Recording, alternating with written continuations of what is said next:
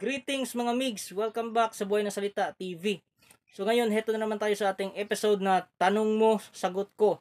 So kung bago ka pa lang sa channel na ito, please tulungan nyo ko na mag-go aking YouTube channel. Please paki-subscribe po, paki-like ng video, and don't forget to hit the notification bell para updated kayo sa ating mga future topics. So huwag natin patagalin, magpatuloy na tayo.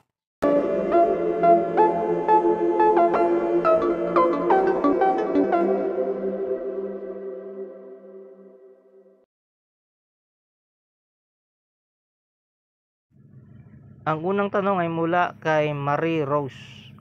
Good eve po. May itanong lang po ako. Ang black obsidian bracelet sa tingin ko ay may nakahalong puti. Parang usok ang kulay. Anong ibig yung sabihin? Kasi lagi ko siyang nababasa ng tubig. Wala po yung supernatural or paranormal na ibig sabihin. Kasi po, may mga iba't ibang uri po ng black obsidian. Yung usual na binibenta ko ay yung golden black obsidian. Meron ding sinasabi mo na may pagkaputi, ang tawag dyan ay silver black obsidian. Tapos meron ding pure black obsidian. So depende na sa iyo kung saan ka hiyang. Pero para sa akin, mas effective sa akin yung golden black obsidian.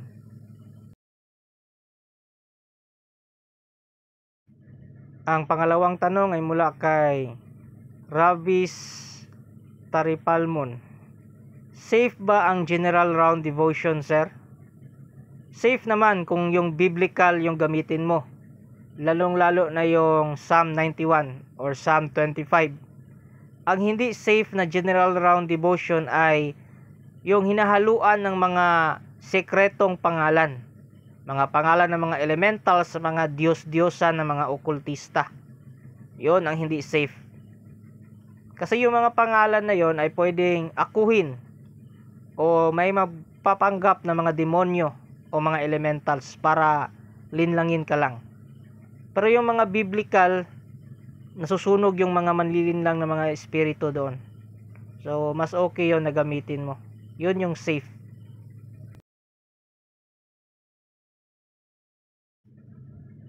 So, ang next question ay mula kay Arged. So, related ito sa video ko about exfoliation o yung pag-ihip gamit ang mga orasyon or mga prayers. So, ito yung question niya or opinion niya.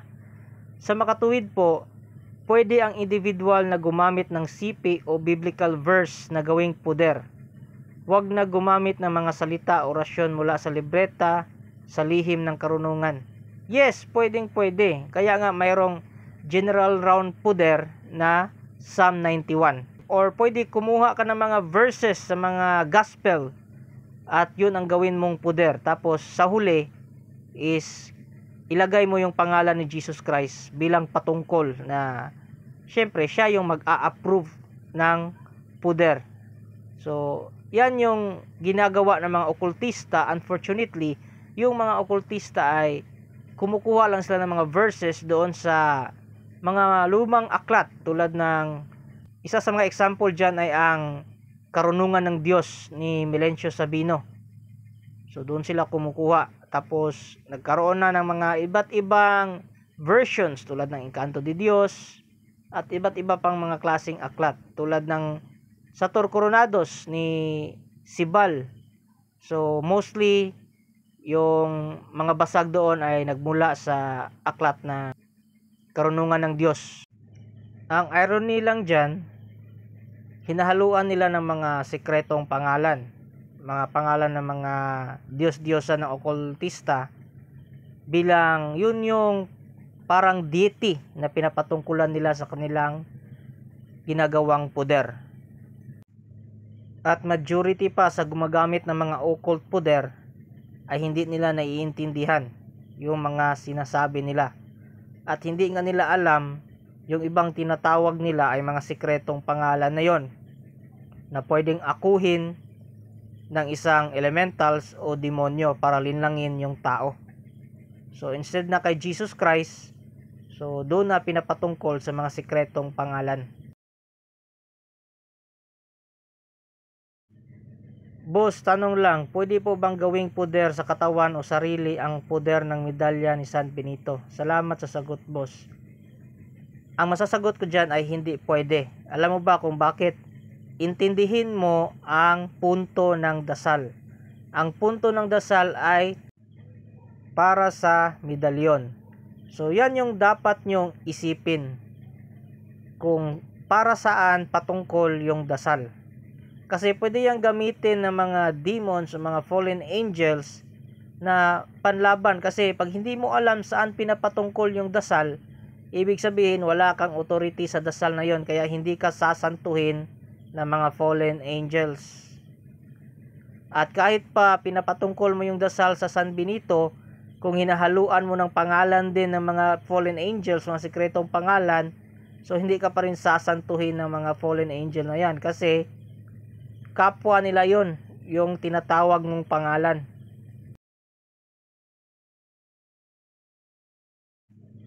Good PM sir, tanong lang ako kung paano ba bubuhayin ang orasyon. Hope you answer my question. So ito yung mga tao na hindi pa alam yung konsepto ng orasyon. So may tatlong uri ng orasyon.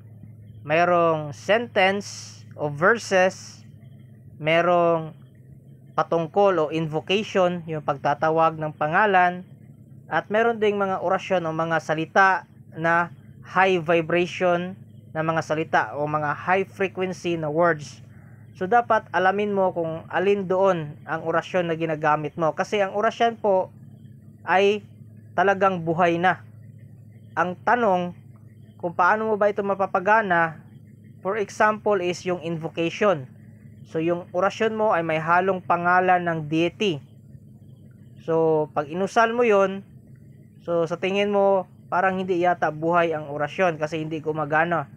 Hindi ang orasyon ang may problema, kundi ikaw, kasi wala kang authority para tawagin yung pangalan ng deity na yon. So either siguro kailangan mo siyang pudiran o dasalan para mapagbigyan ka sa iyong kahilingan. At meron namang mga orasyon na mga high frequency na mga salita na talagang buhay na o mga buhay na salita. So yun yung mga salita na hindi basta-bastang binibigay. So yun yung mga words na pag inusal mo ay nagki-create or nagliliwanag. So hindi yung basta-bastang sinasabi. Kahit dito sa YouTube o sa Facebook o kahit sa private messages, hindi ko yun sinasabi kasi napaka sikreto ng mga bagay na yon, at wala yon sa kahit anong aklat ng lihim na karunungan. So ang mga salitang yon ay mga salita ng mga sinaunang tao na napagpasa-pasahan lang sa mga ninuno sa lahi namin, ganon. Meron ding ibang lahi na meron silang sariling high frequency words na sila lang din nakakaalam at hindi nila basta-bastang binibigay sa mga hindi nila kalahi. At yung sinasabi ka namang verses o sentences, so yun yung mga biblical. Yun yung mga stanza o mga awit na dasal. So buhay din yun. Kasi galing yon sa tipan ng mga banal na salita. So bakit hindi gumagana? It's because ang mga ganong salita, kailangan ang taong nagsasalita ay taong malinis para meron kang authority para gamitin ang mga salita na yon. Kasi nagsasalita ka ng banal na salita pero ang pagkatao mo ay hindi banal o hindi malinis, so para ka lang isang speaker ng radyo, hindi galing sa'yo yung salita. Para ka lang medium na dinadaanan ng salita na yon. Hindi ikaw nagmamay-ari o hindi ka pwedeng umako. Wala kang authority talaga. It's because dahil na rin sa iyong karakter. So yan yung pinakamahirap na paganahin, yung mga verses o mga sentences mula sa Bible. At meron ding mga salita o mga orasyon na pwede mong gawin o ikaw mismo ang magsulat kung alam mo kung paano ito ipare-resonate sa buong universe. So universe na ang magpapagana. ang creator na mismo. So mga migs, yan lang muna sa ngayon and kita-kits tayo until next topic. Thank you.